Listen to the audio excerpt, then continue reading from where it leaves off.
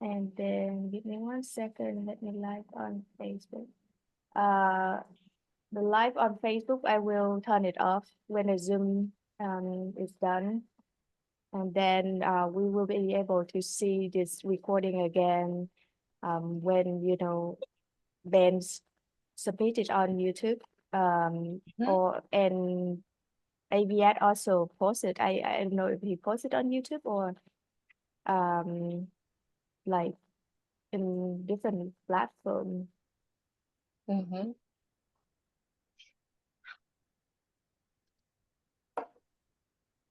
Oh, hi Victoria, and I Hi. saw.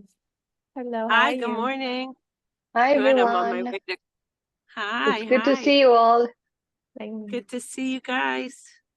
Good you to look see you. fantastic on that. Your picture profile look fantastic, Gina. Thank Yes, you. I love it. Yeah. So, how far from your house to the beach, Iris? Oh, it's 5 minutes drive, 10 Wow. minutes. Yeah, yeah. I And are live you very near. still in Paris or are you flying back No, to no, I'm in Israel now. Israel? Yes, I Oh, live very near Tel Aviv. It's 15 minutes from Tel Aviv, 5 to 10 minutes to the beach. But Israel is a small country, so it doesn't take long to travel from south to north, especially nowadays that our land has shrinked a lot where um, we can travel. I mean, yeah. you know.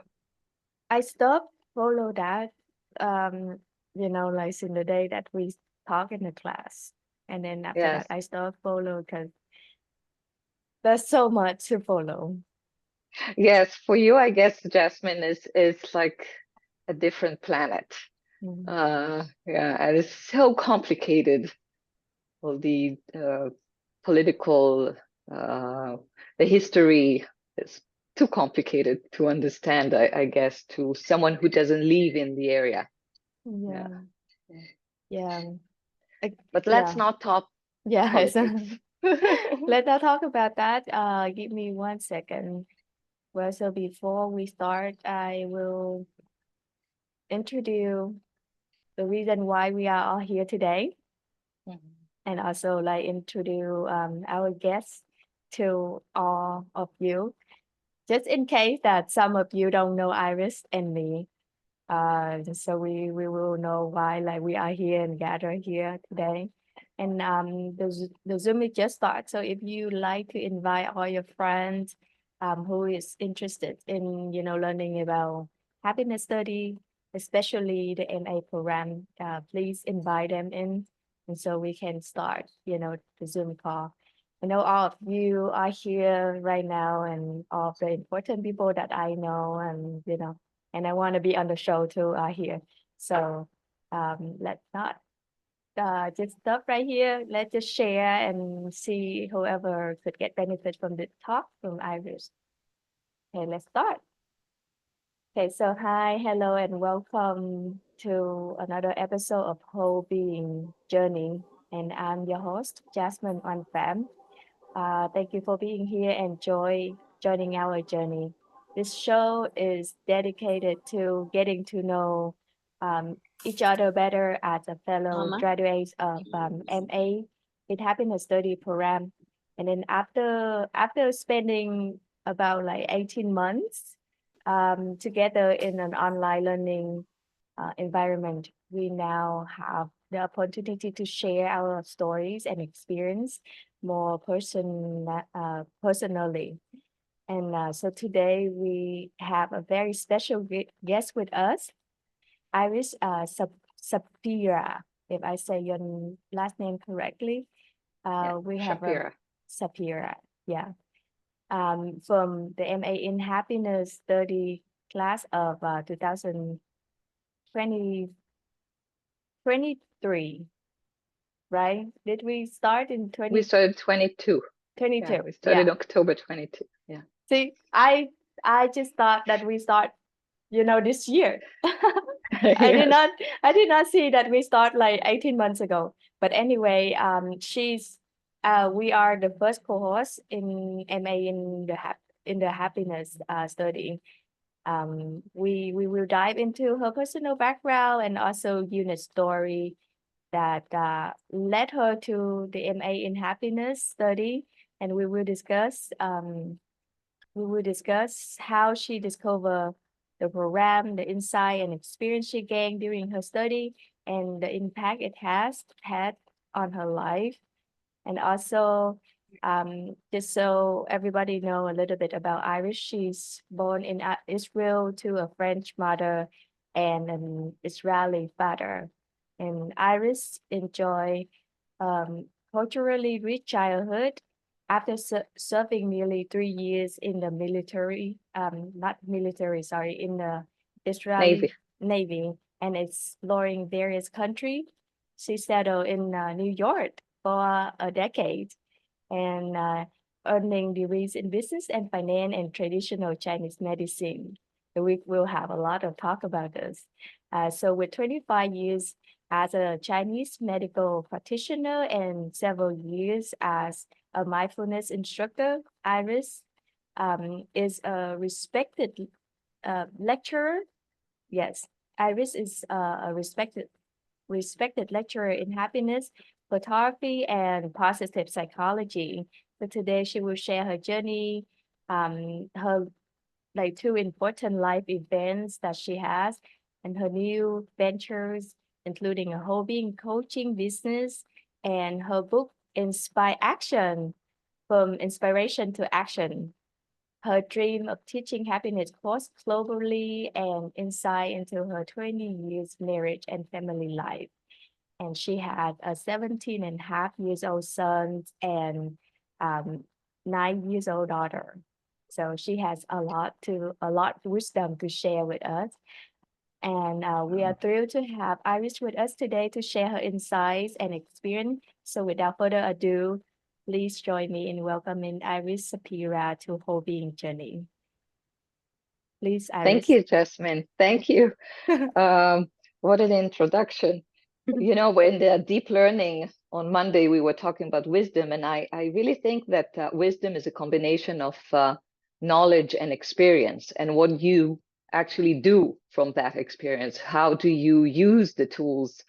So it's a lot about that, and I have, as you mentioned, 2 life events that took me to certain paths that I see as my destiny, which is wonderful, because I really I took the experience and I made something out of it, even though it was terrible. It was a huge hardship, and we can talk about it. But I just wanted to touch about the wisdom that you said. It's really, I think it's a combination of knowledge and experience and self-inquiry through the experience.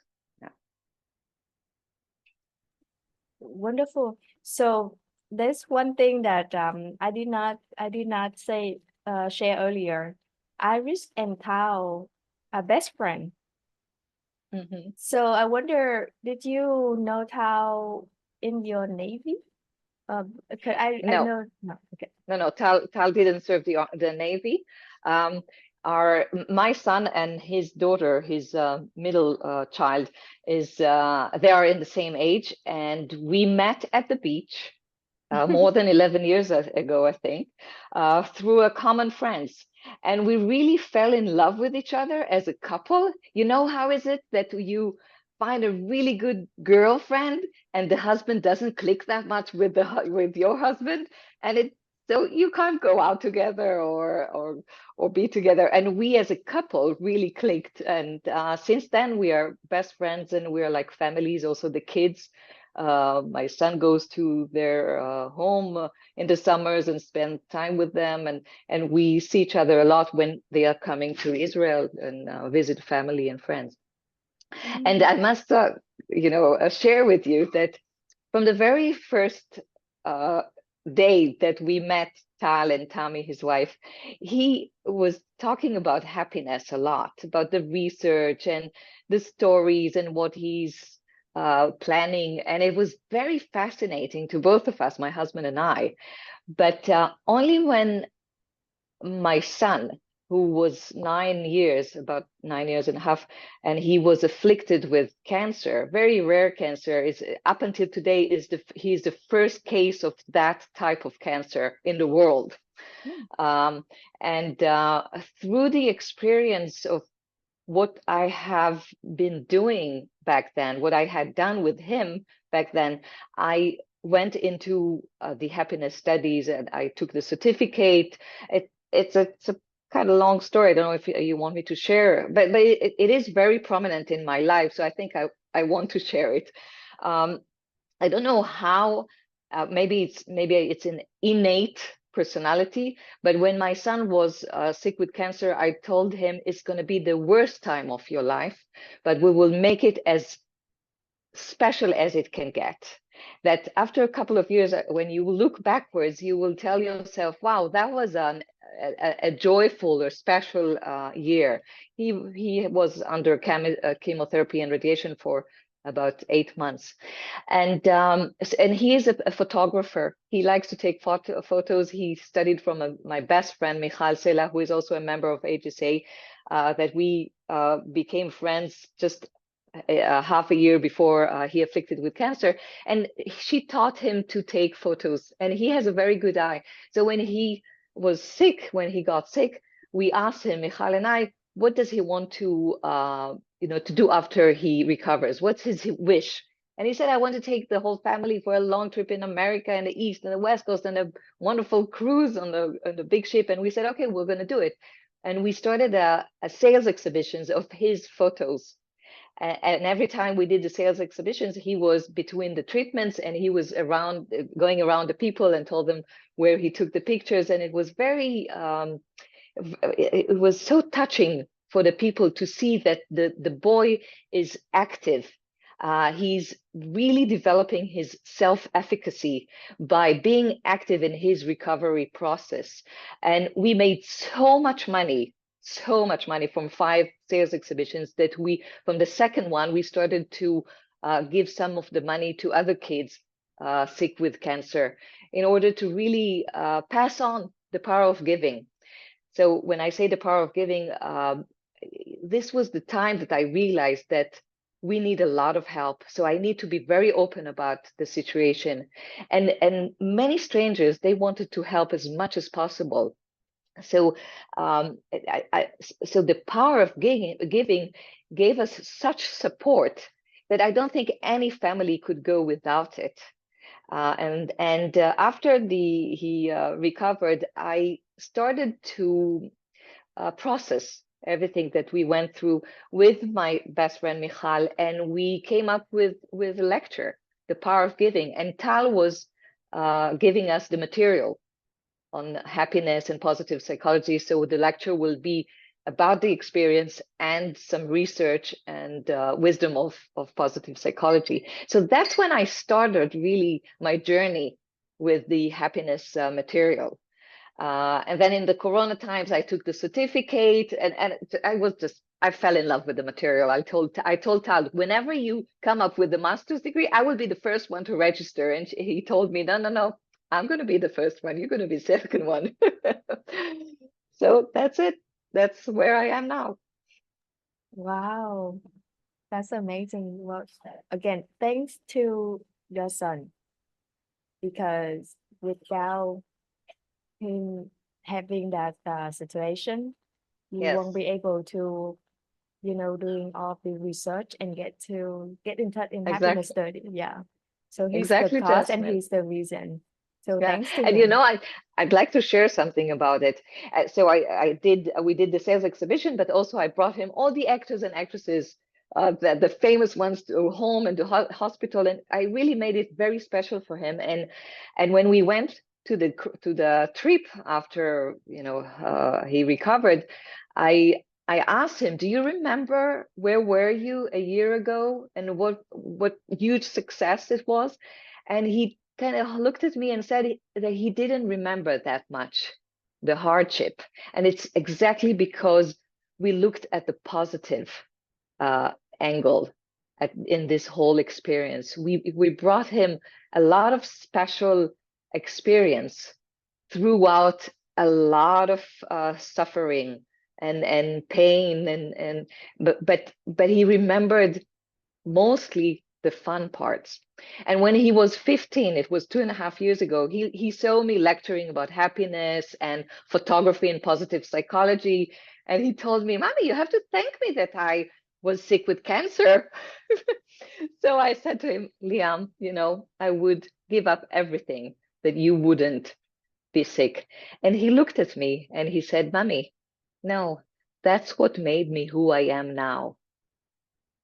And I think a big part of it is because the Tao that we took in that year that made him so strong and so, with self-efficacy, that he developed his self-efficacy. He realized that everything is possible. Wow, I'm like tearing Yes. right now. Yes, yes.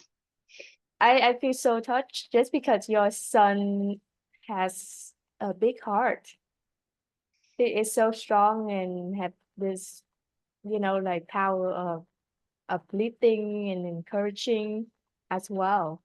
It's not just because he, like your son and you had done a lot of brave work, and he learned from that and he had the blood from you, have like, all the essence from you and your family, but he also has his own essence, and he's so strong. Tell me a little bit more about the flow and Lao Shu, and did you learn now end up like reading Tao Te Ching, and like your son end up reading that, or he just learned the material with you during the time that you learn the in happiness study. Yeah, it Thank started with the certificate, because I studied the certificate in the beginning of the corona, so we were home, and I made sure that my computer was on with the voice that everyone in the house will hear it. So they got it without even noticing. They really absorbed the material, my husband and my son. But I'm going way back before my son was born. I studied Chinese medicine for master's degree in New York because I was involved in a terrible accident. I almost lost my leg. I was smashed between a taxi and a van. And back then, I was after my bachelor degree in finance in New York. And after I released from the hospital, I was introduced to a Chinese medicine practitioner, and I went to his clinic, and my recovery process was pretty fast to the injury, to the impact of the injury, and then I decided that I want to help other people, and I went to study my master's in Chinese medicine. And when I met Tal years after, he told me, "This is post-traumatic growth. You studied Chinese medicine because that's how you handled the most traumatic event that you had back then." And so it was very interesting for me to get into the material of happiness and realize that I was acting naturally, or I don't know how I had this, because I'm not coming from a family that is very optimistic or positive.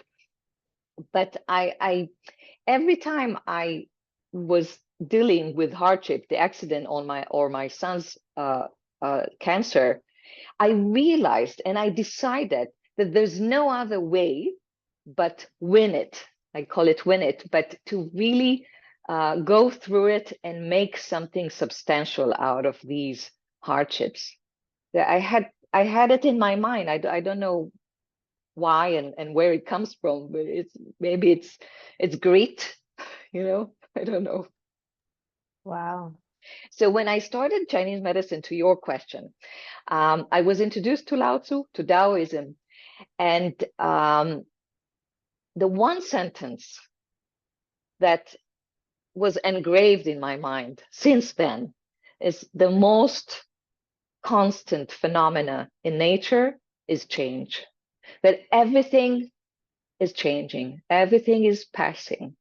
And this what kept me so strong when I had to deal with my son's cancer, with the chemotherapy and the radiotherapy that he went through, because I knew it will pass.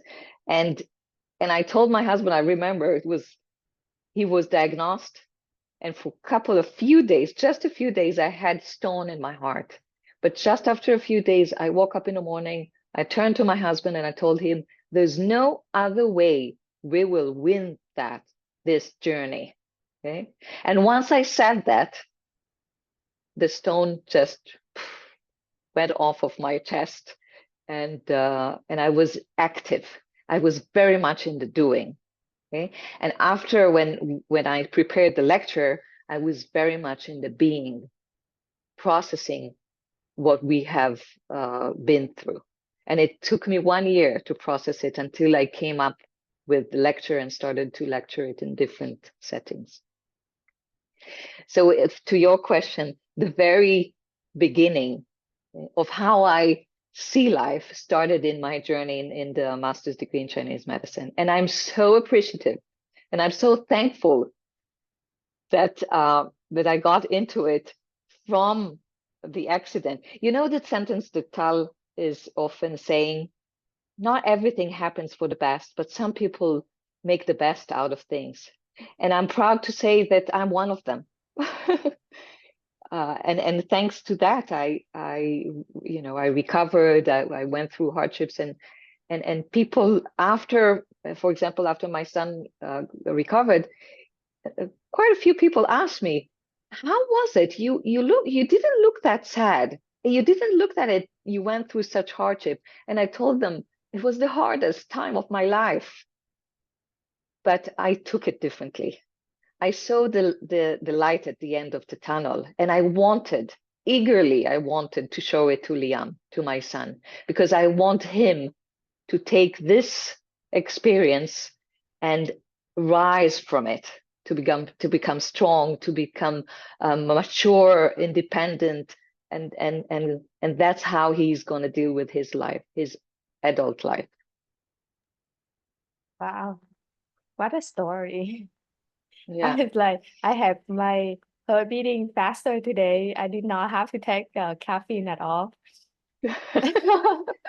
You know, Jasmine, when you start to have kids, you really, really understand how is it to go through such hardship. Yeah. Yeah, yes.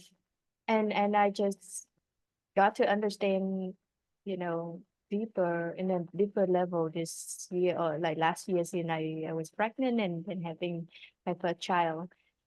And like listen to your story, I really see all the connection, like connect dots, because like you got an accident back when you was in New York. That one was painful, but it's not as painful as us as a parent hearing our child having a problem or like a sickness, especially cancer. And in your case, your son is the first case in the whole world having this type of cancer. So the pain that you are endure when you was young, it's just like a start for you to having this endurance as now, like not now, but with your son.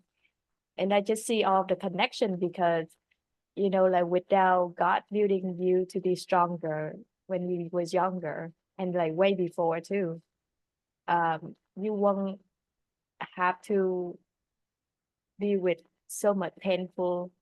And then by you knowing how later you can like unlock all of your emotion, and then you can like open your mind and your eyes, knowing why that happened to you, and then you release all the stress and you release all the tension and emotion that you would hold from within without knowing how. You probably will see other teacher who will unlock all the tension for you as well and lead you to the happiness path. But because you and Tao have a strong affinity, that's why you met him, and then here you are now and sharing with us all this beautiful story. And I also saw Javier raising his hand a few times. He's one of my new dear friend now.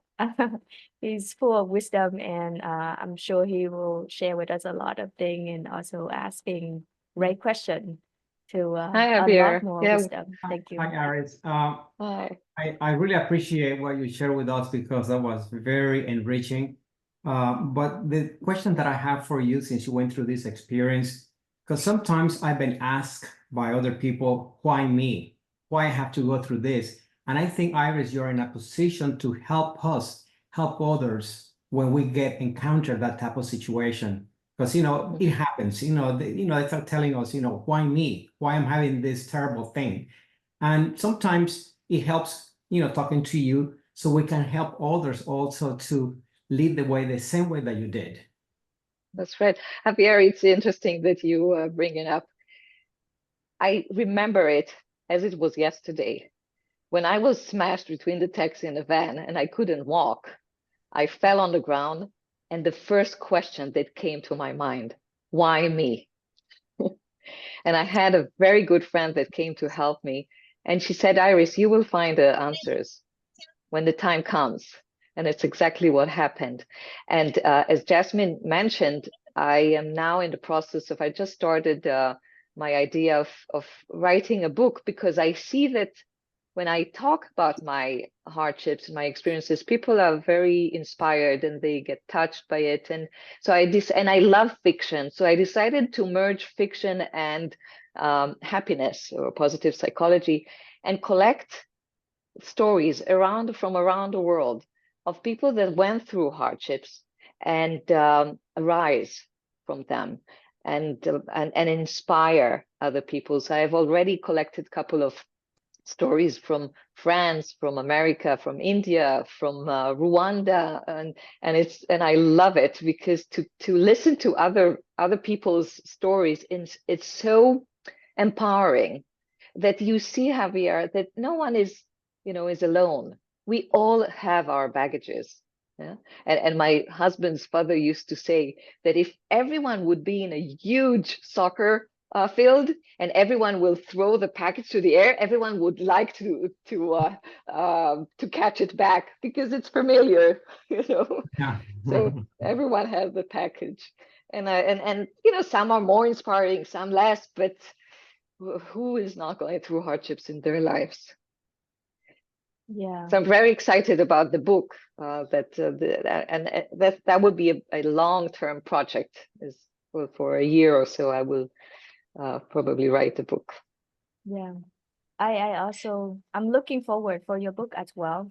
Since the day that Ben told me about, your project, I was like, oh, that's amazing. Because Yes.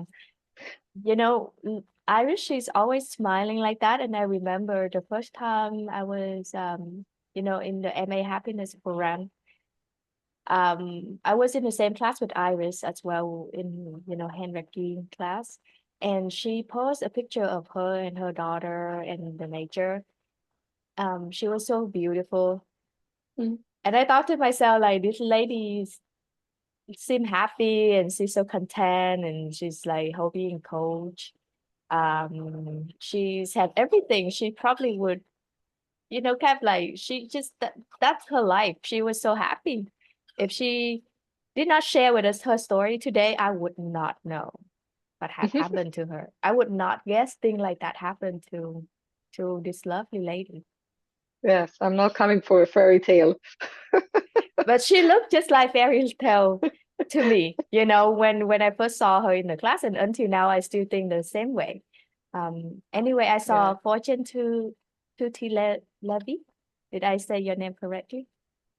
Yes. Hi, hi everyone. Hi. Thank you, Iris, for Hi, sharing. thank you. Jasmine.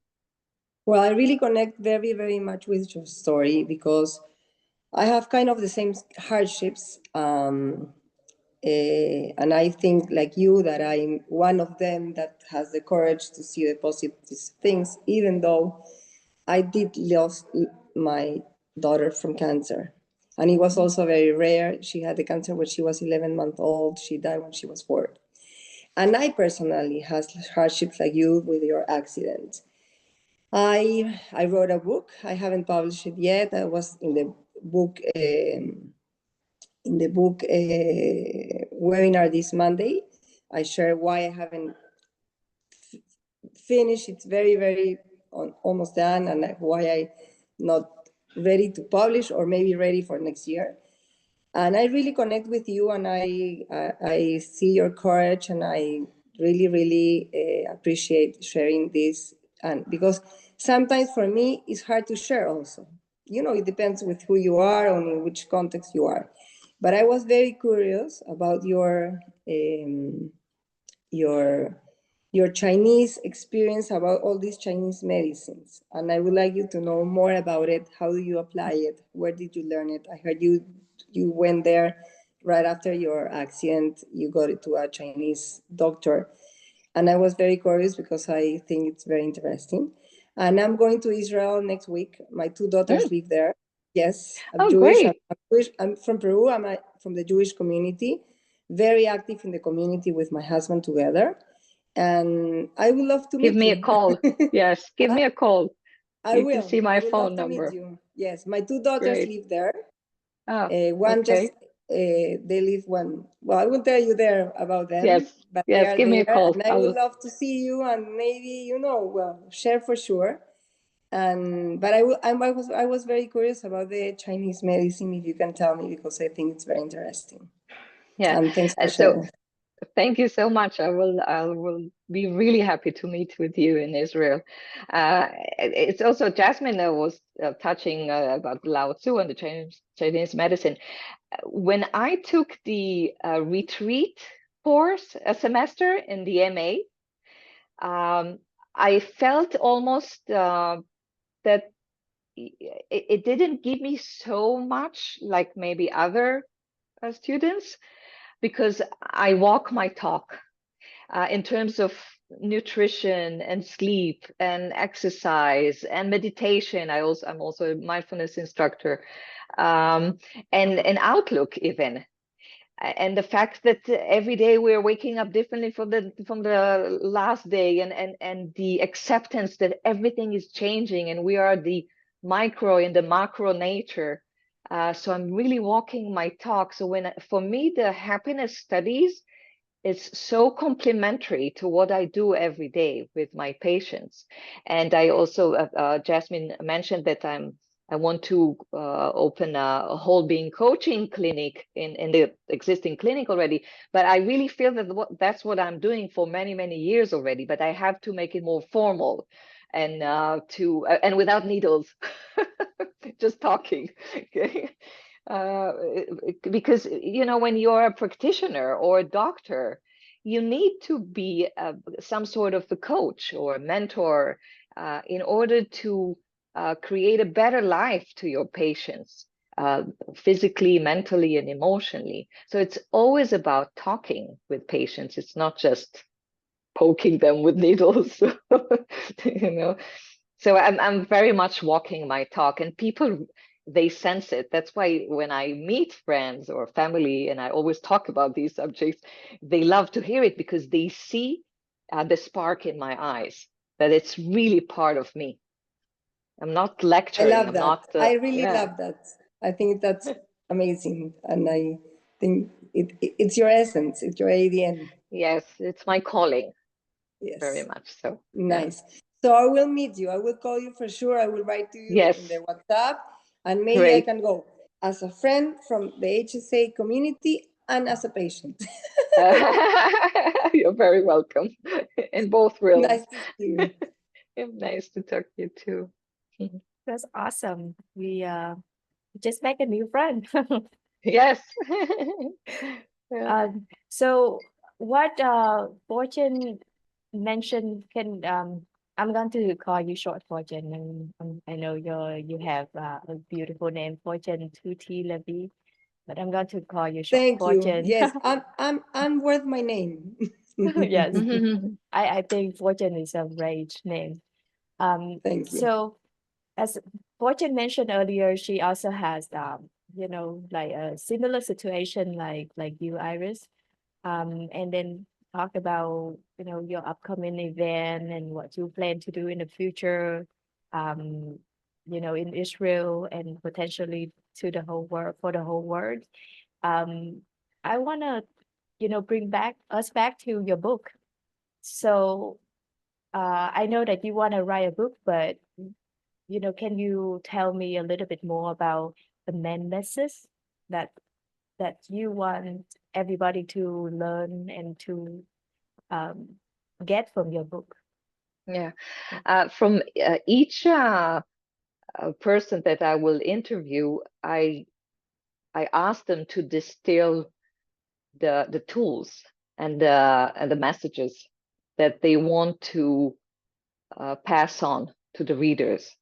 So the readers will have some kind of a guidelines or tools, whatever you call it, to go through hardships.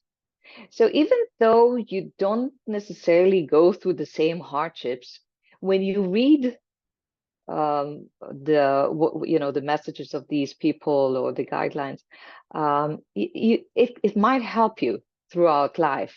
It sometimes it depends. It really takes only one sentence to read in a book that is engraved in your mind, and you remember it for the rest of your life. And somewhere, sometime throughout your life experience, you retrieve it, and it helps you.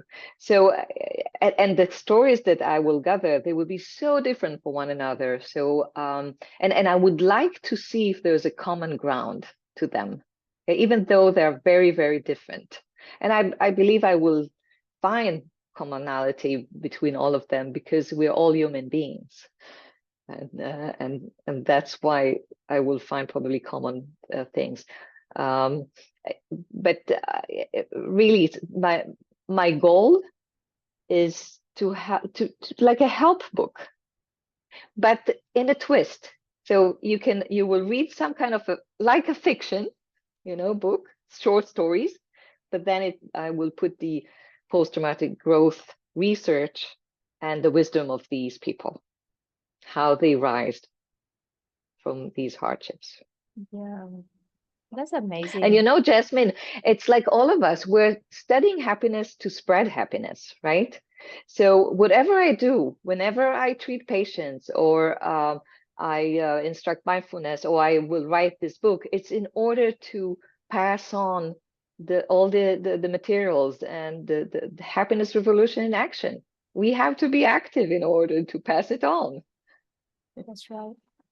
We have to, but we are the light, and we have to give people the light as well. And there's so much wisdom it reminds it reminds me when you say light. I'm 56, and when patients sometimes tell me, "Wow, you don't look 56." So I tell them, I don't look 56 because I have spark in my eyes. When you have spark in your eyes, it doesn't matter how wrinkles you have in your face. The spark makes you look younger. And when I tell them that, it's just they realize, there's something behind what she says. Not everyone would think about that, but when you think about what we have been through with the master's degree, the material, and how we became such lovers of learning that we will learn for the rest of our lives, it did created a spark in our eyes. You could see it in every single student. That is so true. And we all know it, but like putting the word and calling out a name just like you just did, I don't think a lot of us could. But now we could, because we now learn from you. Spark in our eyes. And I know that you had been practice Chinese medicine for 25 years. Yes. So is that because you learn like our human nature through Chinese medicine, and your own experience, that's why you can see what you see? And also, does Chinese medicine help you to understand more about happiness studies? Thank you. Yeah, being a Chinese medicine practitioner, it's not just about what I have learned, the knowledge that I acquired in school. It's a lot about listening to patients. And it's very much so with the happiness studies. Part of the WholeBeing coaching that we studied in the course in the semester, that's exactly what Tal said. Be an active listener. And by listening to so many people for 25 years, I've become very sharp in the way that I can sense people, what they go through, what they feel. Although I ask many questions because I want them to share. Yeah. So as a happiness practitioner or advisor or coach, I think we will develop this wonderful thing of sensing people.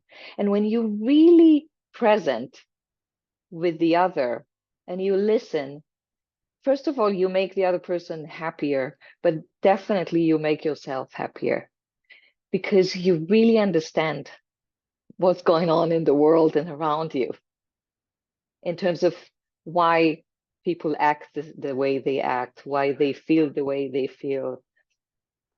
And it's a wonderful thing to acquire throughout the years. And I feel very fortunate to be to be around people, to treat people and to help people, especially because I feel that I can give so much by only listening. And we are, as a happiness practitioners, we can do the same.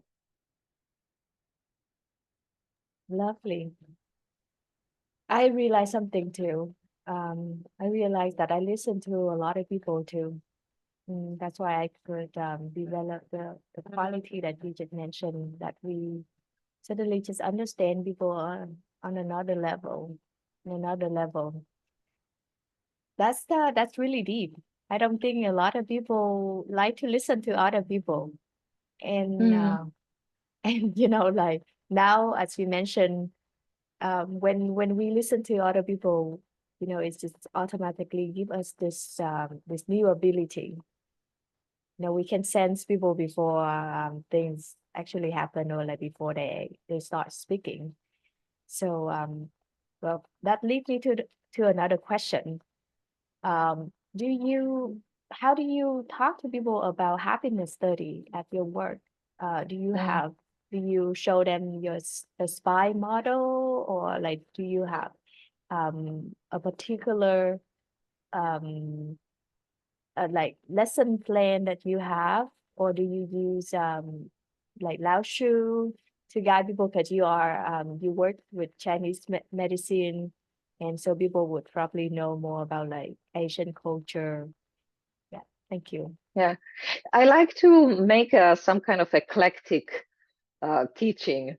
So I take from Lao Tzu, I take from other philosophies and philosophers, and from the happiness studies, and definitely the Spire. But I have the Spirer. Okay? The Spirer for me, I'm the Spirer. That's what I tell them. The last R from Spirer is recreation, because personally for me, and I think that others too, to travel in nature, and it doesn't have to be like now climbing a mountain. It can be the beach, it could be a park. It's so essential for our health, for our mental and emotional health. And that's why I say I'm the Spirer. So I talk a lot about the Spire model, and I add the R, the last R, and I just give information about Thich Nhat Hanh and Helen Keller and Aristotle and everything that we studied. We have so much material to share that each one of my clients or the patients gets something else. It really depends on the situation. But yes, in general, I explain about the SPIRE model to everyone, and it makes very much sense for them. When I explain it, they really appreciate that, and then they start some sort of self-inquiry to see how they are in their life. And we studied also other models, you know, the ACT model and the 4D models when we went through the MA, which, you know, I'm using it too. We have so much to give, either from the certificate. You know, when I studied the certificate, I have big 7 notebooks that I wrote. Yes. And I have much more in the MA, but so I have so much to share. But you That's know amazing. how it is, Jasmine. You some things are more resonates with you, and some things they less. So you adopt what you like more, and the others you forget. So you go back to the notes. Well, that show that you are there, like you are a dedication the person, you know, you treasure this knowledge, this wisdom, and that's why you study is really, it's not hard. You really study it, and then you like go use that as your material to go back and to get the right information. So you make sure that you don't tell people, you know, information that you may not forget, you may forget and things like that. And I appreciate you a lot by doing that. It's because I love to organize all of the material that we learned from the MA in happiness, but then I lost track because I cannot keep track of things that we learn, and then some week that we more active than the other week, you know. But you mentioned a lot about the certificate program, and personally, I did not start with the certificate program, but now I am joining other Vietnamese students to in the certificate program, so I can relearn the material, and I see a lot of beneficial. However, because I did not start with the certificate, that's why I love to hear more from you. You know, the benefit that you see when people taking the certificate and transfer to the MA program.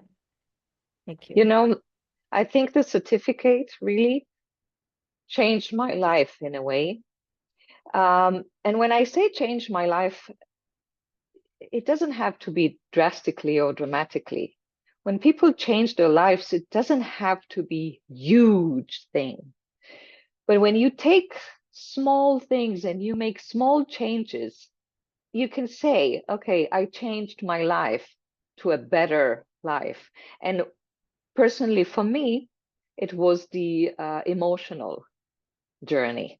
It changed my emotional journey, which made my marriage relationship better, my relationship with my kids better, my relationship with my surroundings, you know, friends and family better. Okay. So the certificate was very profound for me. And especially that I had the time, because it was in the Corona time. So I really dwelled into the material very deeply and took lots of notes and practiced it. So I think the certificate is very profound to people that are willing to really dwell deeply. And, you know, you remember part of the certificate is in the master's degree.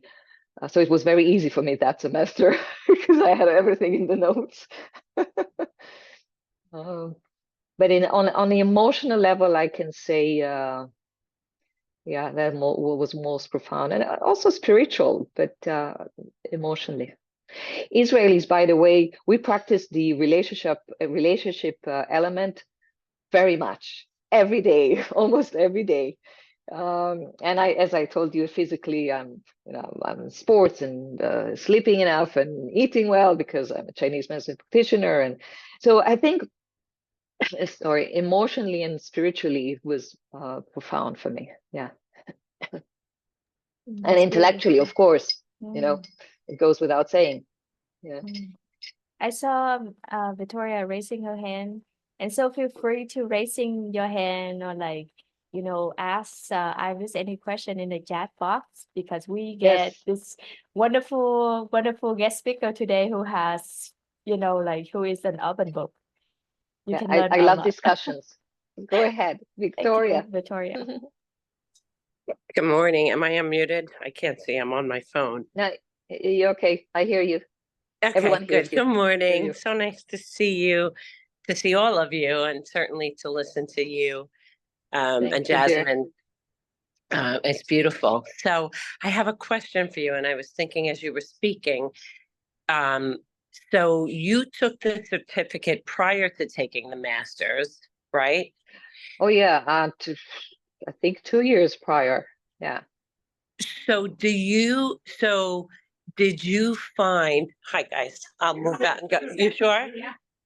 Did you find a difference in, or did you find a difference in then coming back? I mean, obviously you knew the material, so it was kind of a refresher, but was it taught differently? Did it go more in depth? Was there a difference in doing the happiness certificate program by itself versus doing that happiness, the certificate portion within the master's program?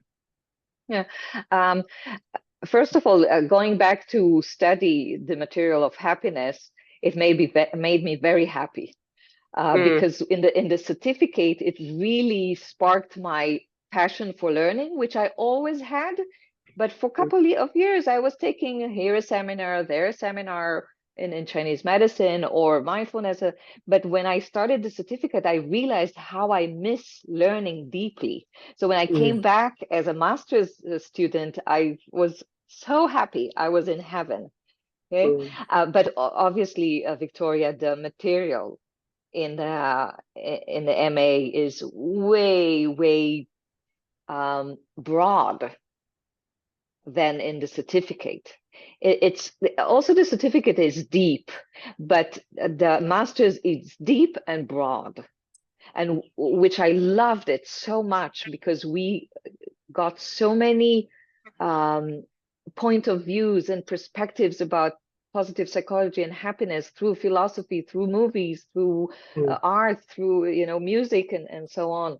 So I think many that take the certificate, it sparks the passion for learning. But I think that's the did main you thing. like? Did you find, because the rest of the master's program, right? The rest of the series obviously was incredibly deep, a real deep level of learning, and then the connection that we all formed, which I would imagine is formed within the happiness studies as well. But because it's a deeper level of learning, and then we're practicing and applying and all of that, right? We gained a really strong level of knowledge. But those two, like the first two classes that I guess are taught in the certificate, do you feel like it went deeper in the certificate because it was only those two classes that they were focusing on, so they had a longer time? Or do you feel like we did a pretty good job of gaining a similar level of knowledge in those first two components? I think we gained a similar level of knowledge and even more, Victoria, Okay. because when we studied the other materials, we could implement and I think the fact that we studied so many other areas related to positive psychology and happiness, it's much deeper eventually. If you look at the whole picture, okay, that's what I mean. And the material, the fact that it was condensed to 3 months, that's what you mean, right? That it was condensed because we were already in the mode of learning so much material that I think we benefited the same. Thank you, because sometimes Iris. it's not a matter of how long you learn it, it's how mindful and focused you are. Right. Yeah, and in the masters you had to be mindful and focused, otherwise you would not do that. Thanks, Iris. So good to see you and hear you. Thank you. And Thank you. great Good to see you job, too. Jasmine. Thank you, Yes, Victoria. she's a champ. So for me, when I, learn from the MA of, in happiness and then go to the certificate, I found that the certificate program give me more in depth, and also we get the ability to ask how any kind of question. And I the love, webinars. yeah, I love specific question and discussion that we discuss every week. But then I also, I don't often have question, but I like to listen to different type of question that people from all over the world ask how. And I was like, I did not see that problem, or I did not see that angle. And suddenly somebody just opened my mind by like asking a lot of questions, like different type of question and variety type like questions to Tao. And I'm very thankful that I get the chance to be in both programs. And I don't think that we will never done learning, especially with the happiness study. That's why we have to, get a hand in both, so we can learn from the MA and we can, go back and learn from the certificate program. Coco. Hi, Iris. Hi, Hi, Jasmine. Coco. Yeah, it's so nice, yes, to listening your speaking, and thanks, Jasmine, to hold this webinar. Yeah, I learned a lot, and thanks, Iris, yeah, to share your experience, and also for our MA, how to apply into your work. Yeah. I think it's your experience is really appeared to me. Yeah, when I see the material in WhatsApp. Yeah, so to be honest, for me as a Chinese, I don't know the Chinese medicine.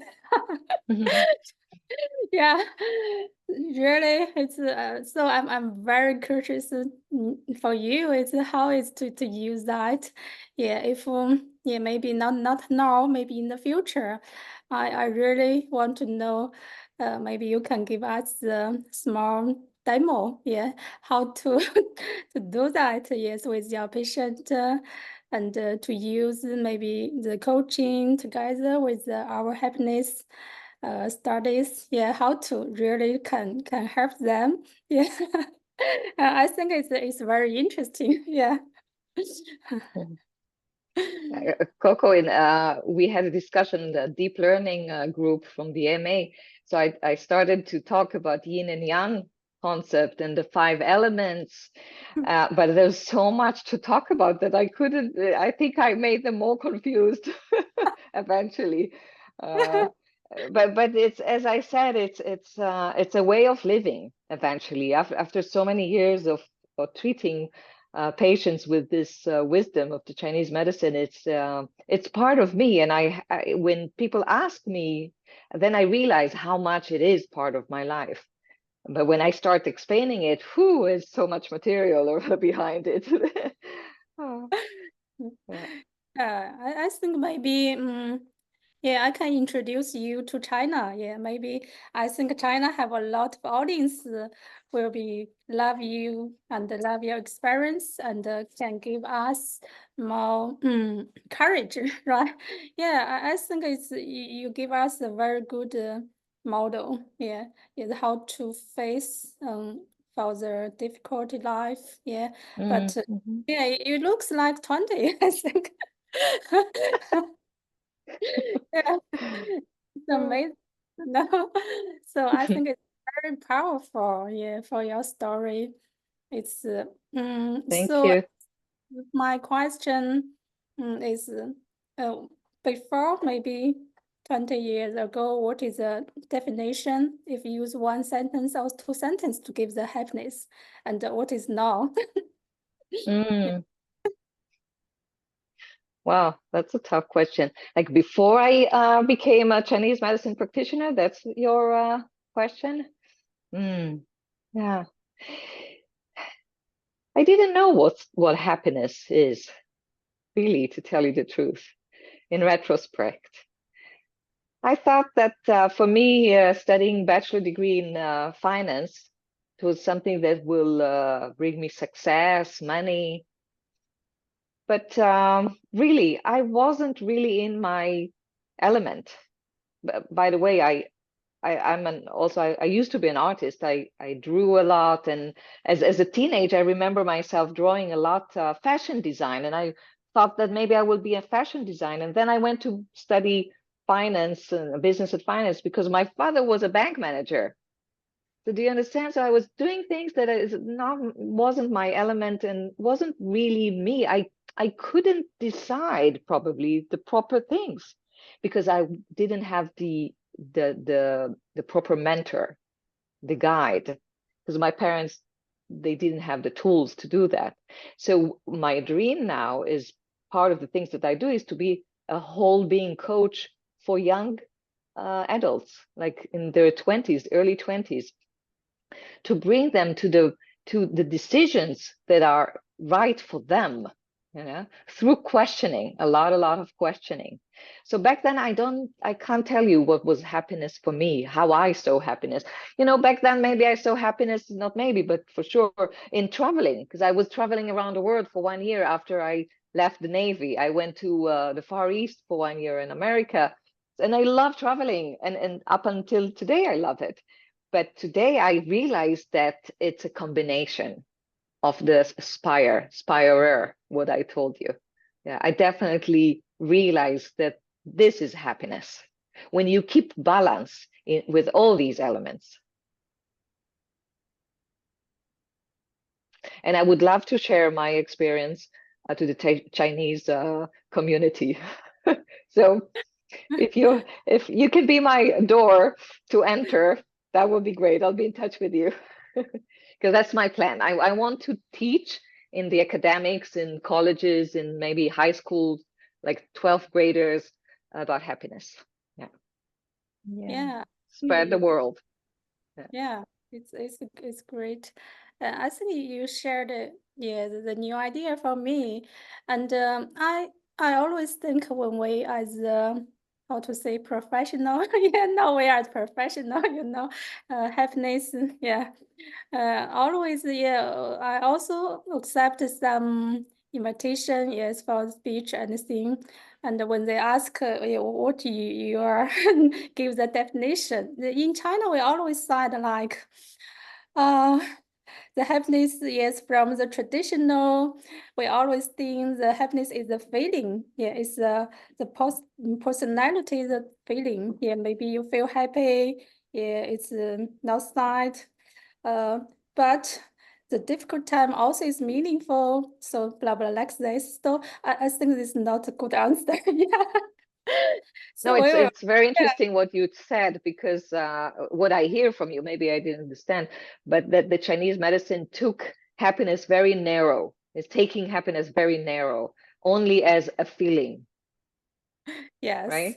But but we learned that happiness encompasses so many other things. Yeah. Right? Yeah. And it's not just the emotional, not only the feeling. Yeah. Yeah, part of that, right? Yeah, but not the whole, right? Yes. Okay. Thank you, Coco. Thank Yeah. you. Thank Thank you, you. Coco. Wonderful Thank- question. I loved it. Nelly, please. Hi, Nelly. Oh, hey guys. Thank you for being here, Iris. I really loved I really appreciated your story, and I was so inspired and moved by everything that you said. So thank you. Thank you. Where are you from? I'm from Colombia, but I'm living in Texas, in the United States. Mm-hmm. Yeah, I saw you briefly when you conducted the mindfulness session at the retreat in New Jersey. But it's so nice now to get to meet you at a deeper level too, and get to hear your story. But I guess my question and my comment has to do with the book that you're gonna write. And I love the idea of finding common ground in the stories. I'm always looking for connections. So having that in mind, I was curious because, you know, Dr. Ta always talks about, and he makes the distinguishment between resilience, our ability to bounce back. So if we think about going through a difficult time, that ability to bounce back. And then he distinguished that with what he calls resilience 2.0 or anti-fragility. Anti-fragility. Mhm. Exactly. So that's our ability to bounce back, but higher, right? Be And different, yeah. yeah, big difference. I was just curious as you're looking and compiling all of these stories, if you will be able to see a common ground there, if you will see more of resilience 2.0 or just resilience, and I would love to hear more about it. I don't know if you have anything that you have seen so far based on the stories that you've collected, but if you don't have it in the future, I'll certainly read your book or just wait for one of your notes just to tell me.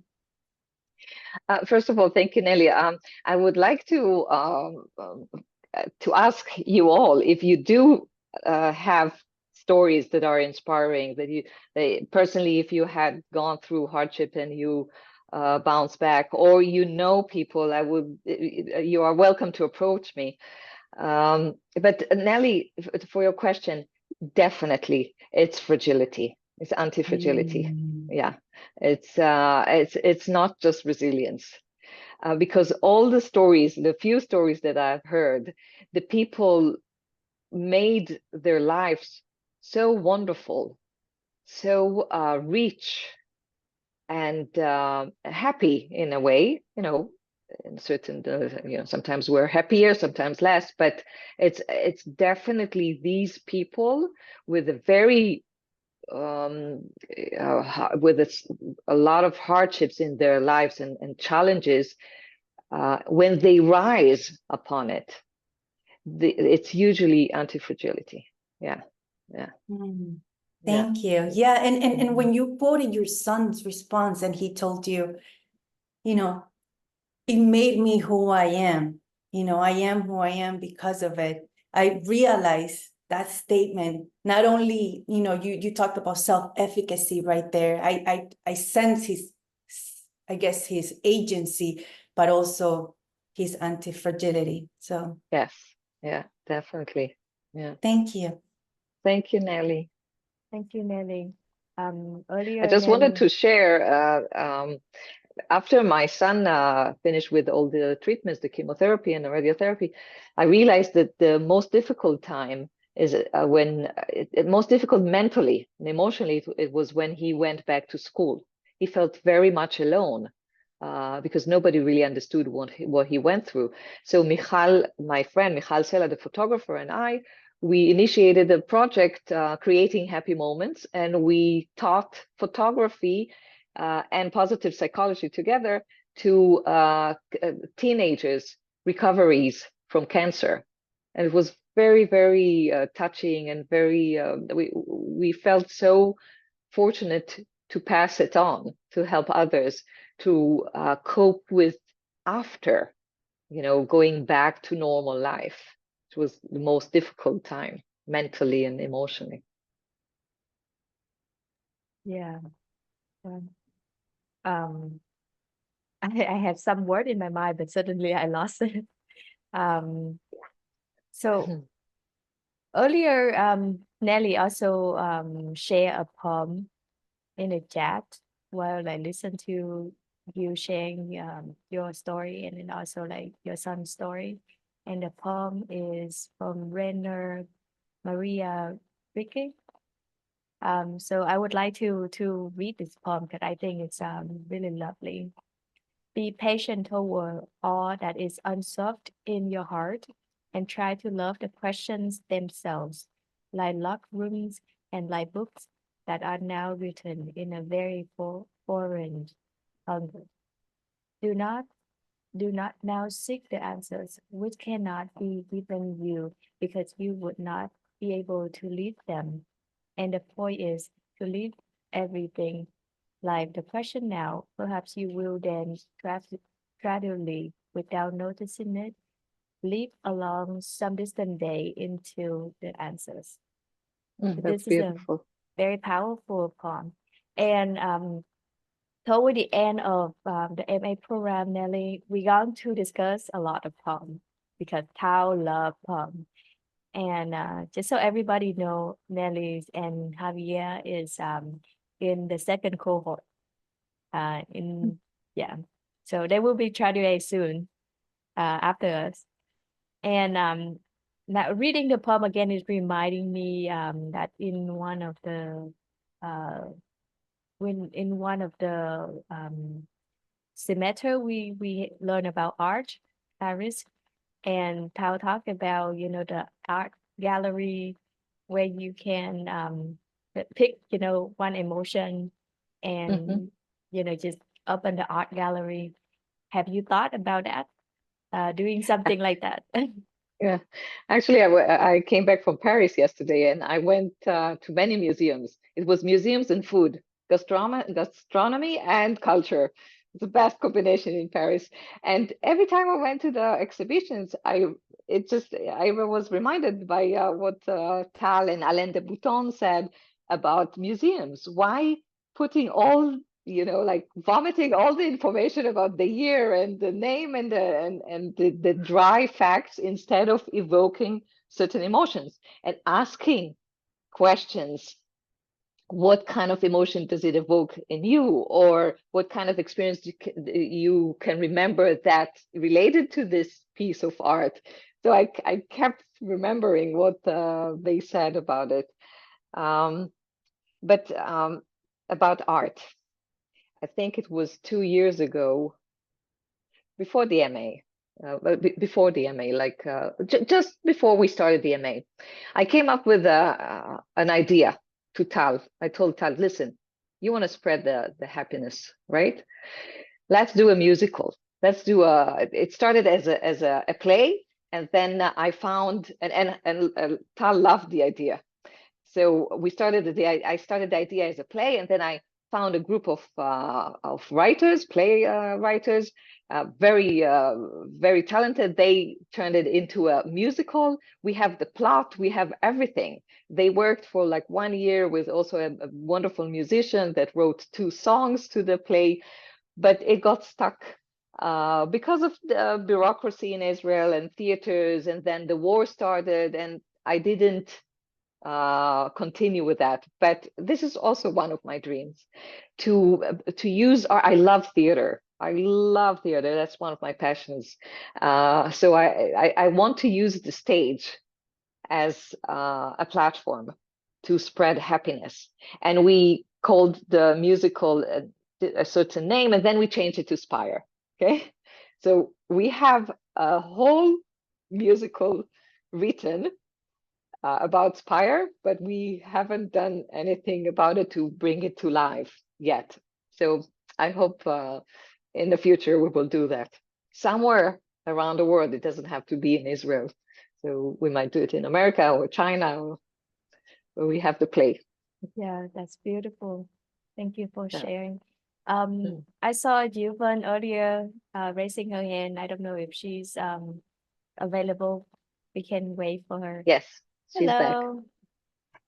Hello, Jasmine. Hello, Aris. Hello, everybody. Hello. Hi, my name is Yuvan. I'm from Vietnam, but I'm now sitting here in my bureau in Munich, in Germany. And so for warning, try to understand if I have some German accent. Iris, thank you very much for your sharing for the story. And it's really a happy end story. I love it. And I have I have a question there.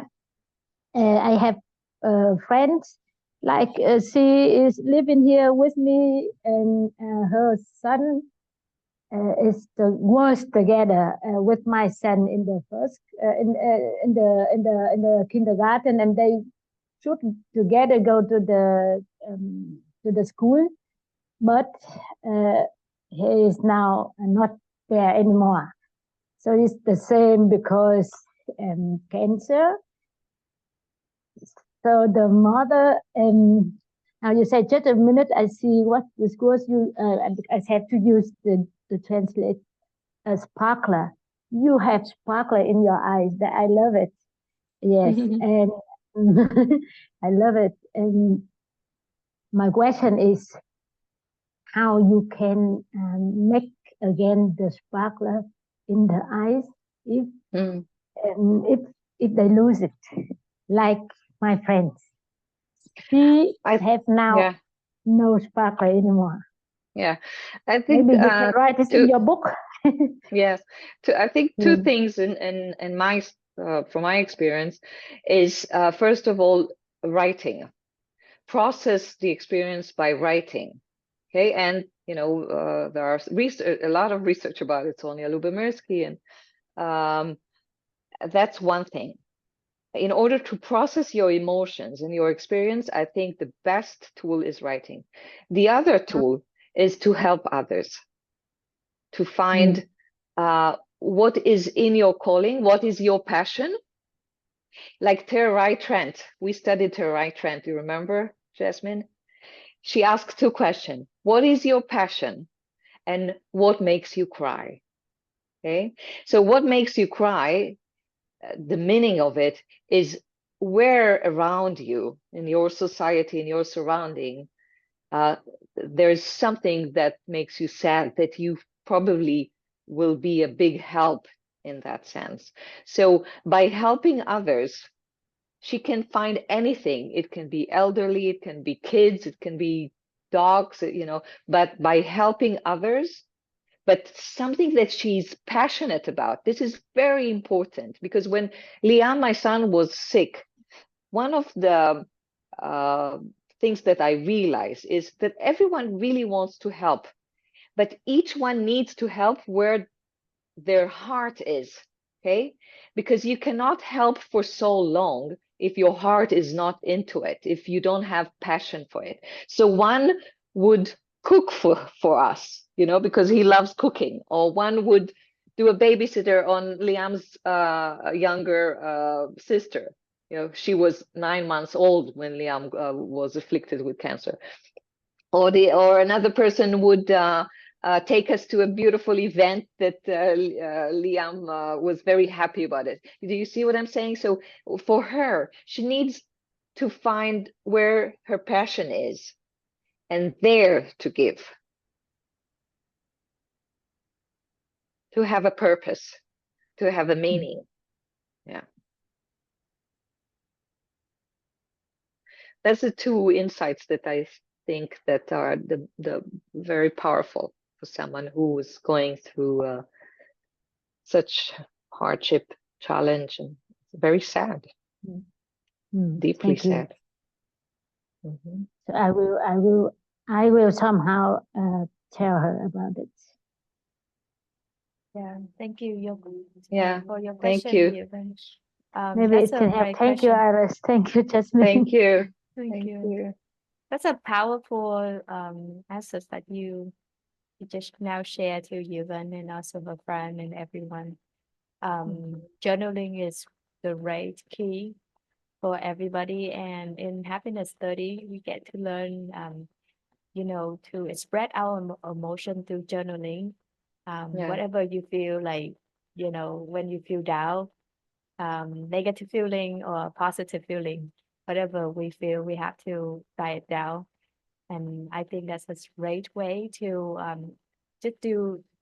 just have the time for ourselves alone and be honest to ourselves. I see Jessie raising her hand. Jessie. Hi, Jessie. Jasmine, hi, Iris. Yeah, it's good to see you here.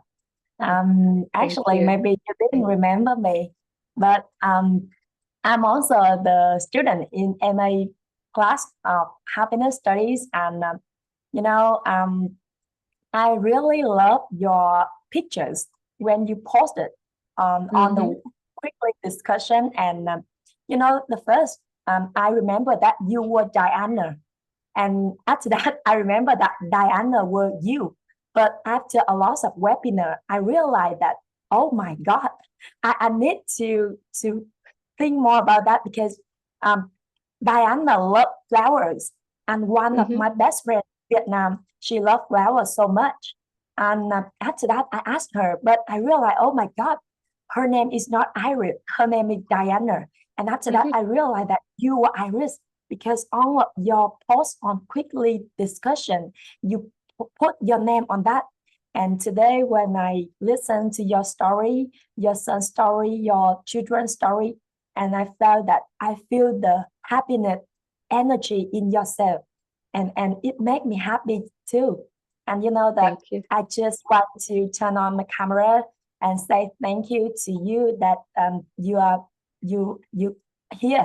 here with us today and you share your story. I'm so happy, especially when you share the story of your son, even though it just maybe not the good thing, but you make it better and now he's better. And I think this is one of the most powerful thing a mother can have her son.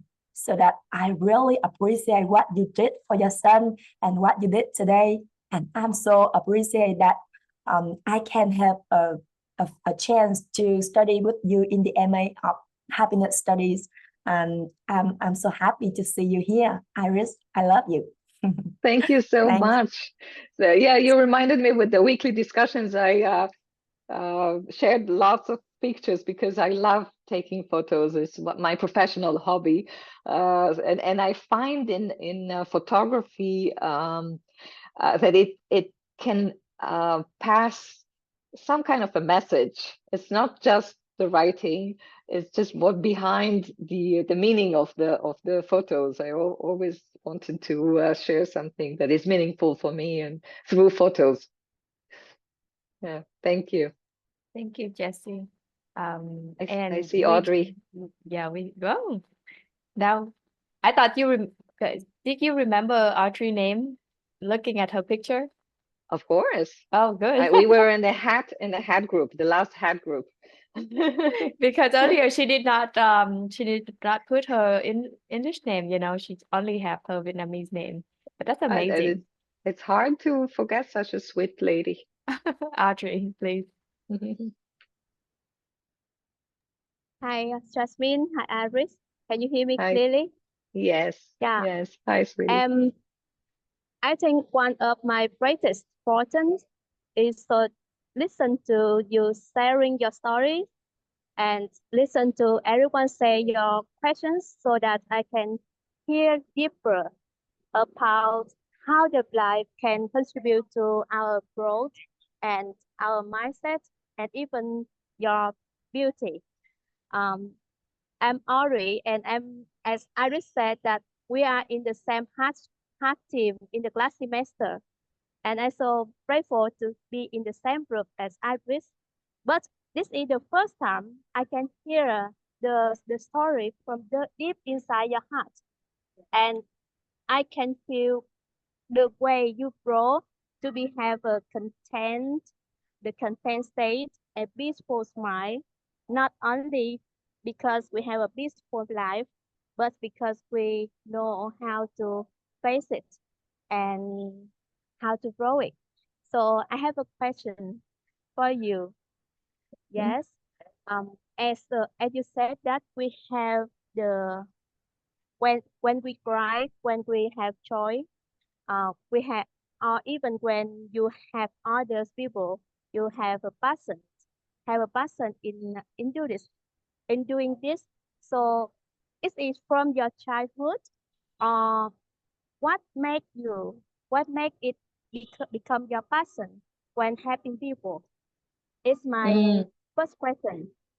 And the second, on the way of helping people, what can you say with us the case that you feel meaningful so that it's uh, enhance your ability, enhance your passion, enhance your courage, enhance your courage and your brave to do as I see that in the Israel and both in New York, both in your life and your national life. That is so meaningful to me. That's my second question. Thank you, Iris. I'm Your happy first to question. listen to your story. Thank you, Audrey. Let me answer your first question because the second I didn't quite understand, so you have to ask it. But the first question is, when I was a kid, I didn't think I will be in a profession to help other people. And if someone would tell me that I will become a Chinese medicine practitioner, I would say, "Are you crazy? Where did you get it from?" You know. But I do recall that here and there I would sit with friends and I would listen and advise as a kid, as a young teenage. And so I probably Wow. had it somewhat inside me. But really the accident made the turn in my life. It made who I am. And I'm thankful for it, although I almost lost my leg, but it brought me to what I do today, and it's wonderful. It's a wonderful thing to help other people. I have such a satisfaction in my life because I'm not just helping strangers, I'm helping my family and my friends, and so I'm so fortunate in that sense. And what is the other question that I didn't quite understand, Audrey? The second, thank you for sharing your first answer for the first question, because I can feel it's deep in your heart, not just deep in even calling the childhood of you to share with us. And my second question is how to the courage of yours, the passion of yours in helping people. Can you share with us maybe the case or the occasion you have the opportunity to help people that make you memorable to you? And as I heard the SPY model, as you said with us in the heart team, is so meaningful to you when you apply to your life and others. So can you share maybe the experience with the SPY model and helping people too? Yeah. Thank you, Iris. Thank you, Audrey. It's more through the Chinese medicine lenses, which I combine my advice and the happiness material. I just had a couple that wanted to get pregnant, and the husband was he couldn't understand what's going on through all this fertility treatments and infertility, the IVF, which is in vitro fertilization, and it's a tough process with hormones and injections, and it was very hard for him to go through it. He didn't understand his wife, so I sat with both of them, and I gave them a couple of tips from the happiness studies, the permission to be human. Okay. And then the woman realized that she was trying to hide her emotions throughout the process because she realized that he didn't understand her. But the more she hid it, the deeper their relationship went downhill. Okay. And when I talked with them about it, and I told them, it's an open stage now. Okay. I'm like abridging you two. Say everything you want emotionally. What do you feel? Not what you experience. What is your feeling? Okay. And when they started to communicate that through me, or even looked at each other and talked, they started to cry. Especially the woman really cried deeply, and he shed a couple of tears, and I realized that it's only about the emotional element that was so much missing in their process. And this process is so hard to go through without being connected to your emotions, because it's really bringing a new life to the world. So I think there was an impact in terms of the message of happiness and the permission to be human.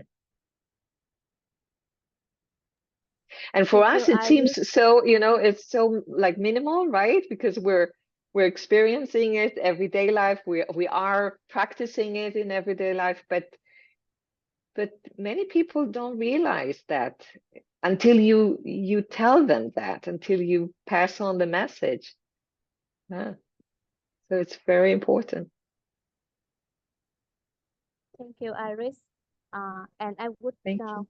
would like to say thank you and grateful for all the presence of Iris, of Jasmine, Ben, and every friends in our Zoom meeting, that we have a true meeting. Although we come from all over the world, and as my teacher, my respected teacher said that it's if we respect others, we will get the help and the respect from the other people. So I really respect your life and your experience, and we are waiting to receive your books and your message. Thank you for our MA together, and thanks Jasmine for being a host of our Zoom meeting today. I'm so grateful for all the presence of friends together. Thank you Thank so you, much, Audrey. Iris, for sharing. Thank you. And I'd like to thank also Jasmine for having me as a guest today. And I think it's a beautiful idea that the community will start to know each other in a deeper level.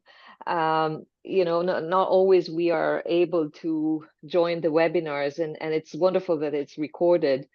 And I think we should try to reach not just the MA members, the MA students, but the other, also the certificate members and everyone in this community, because everyone has a beautiful story and can share ideas and insights and wisdom. So thank you so much, Jasmine and Ben, for initiating that.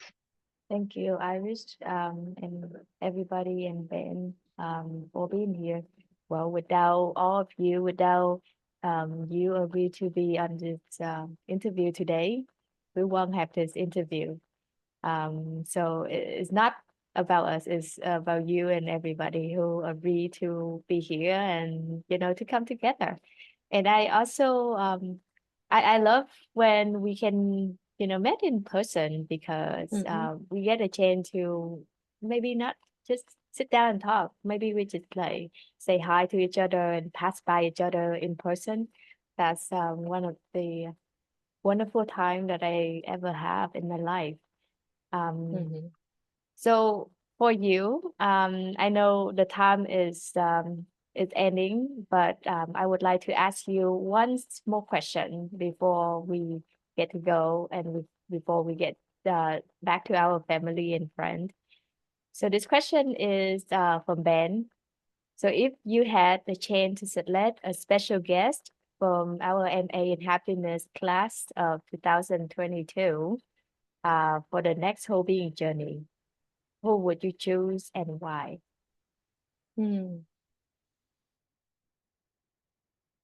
That's an interesting question. Wow. So many people I would love to have as guests, but maybe the person that I haven't encountered enough in the studies is Phoebe, as a mentor, as a teacher, a professor, because I respect all of them, and I respect all the students, and they were such great minds, and so much wisdom and knowledge. But yeah, I would invite Phoebe. She's very inspiring and very knowledgeable and very experienced. That is the wonderful answer. I do love Phoebe as well, because she's also my longest, professor. And wow, I did not expect that, but at the same time, I expect that as well. Yes. And especially Jasmine, that I said that I want to initiate my nowadays I'm starting the WholeBeing coaching, and she is a master in coaching, so I would love to study from her wisdom, knowledge. That's wonderful. In the future, maybe, who knows, maybe we could be able to invite BB in to our Zoom call, and hopefully you could be the host. Yes, I will be happy. Perfect. Thank you so much. And the time is ending. So, thank you again for all of you to be here today. And without all of you, once again, we won't have the Zoom call because I cannot be the only host. And then Ben cannot be, the guest, or like Ben cannot be the host and I can be the guest. That's not going to work.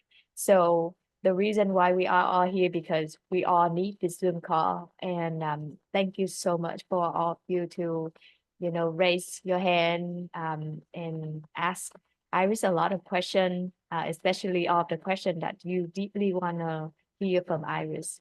And thank Iris to share your story from the bottom of your heart. Again, like when I saw you, like 2 years ago, and today listen to your story, I can see why you are so bright. Like people normally seek for the beauty from outside, but the true beauty comes from our heart. 80% of our beauty comes from our inner self. When you are beauty from within, you are shining out, and that's why people see you. They attract to your beauty, and they want to talk to you, and they don't know why. It's just because you are shining from within. And thank you so much for sharing your story with us. And I also love Chinese medicine. I also love, yin and yang and all the 5 elements. I understand that it's hard for people to understand, but to me, I loved it a lot. Who know, in the future, maybe we could have another podcast about yin and yang energy and the 5 elements. Yes, it's wonderful. It's so much connected to the happiness studies. Yeah. And thank you so much. Thank you so much. So before we go, would you like to share with us one more keyword? Maybe the golden key that could unlock all the door to happiness land. Again, it's what we have started with. Everything is changing. Nothing stays the same. The most constant phenomena is change. And we are part of nature, and we should respect nature because we are changing just like nature. So if we would be in tune with our bodies, mentally, emotionally, physically, we will be healthy and happy. Wow. I got goosebumps because it's so true. It is so it's so true. It's so simple, but it's so true. Yes. To all of us. Yeah, sometimes we search for complicated answers, but eventually we realize the most simple ones, those that unlock our problems. Yeah. Wow. Thank you, Iris, for your wisdom, and thank you for your golden key. Thank you. Thank you all for coming, for joining. Thank you, and have a wonderful day. Have a wonderful day to all of you from all over the world. And we will see each other again next week with another special guest, and she's going to share with us a lot about emotional art. She is the one who's got into the new for wearing her dinosaur costume for her son. And yeah, she does all of that, and she actually got like doing all of the emotional art, and shared with her neighbor and her friend. So Tao got touched about it, and Tao decided to like introduce her to to like I think the author who talk about the emotional art in our MA program. Thank you all and have a wonderful day. Thank you, Iris. Thank you, Javi. Thank Thank you. you, Jessie. Thank you. Thank Bye, you. everyone. Bye, Thank you. everybody. Bye. Bye, Thank you, everyone. Coco. Thank you so See you much. soon. Bye. First, thank you, Jasmine. Thank you. Bye, Thank you. everyone.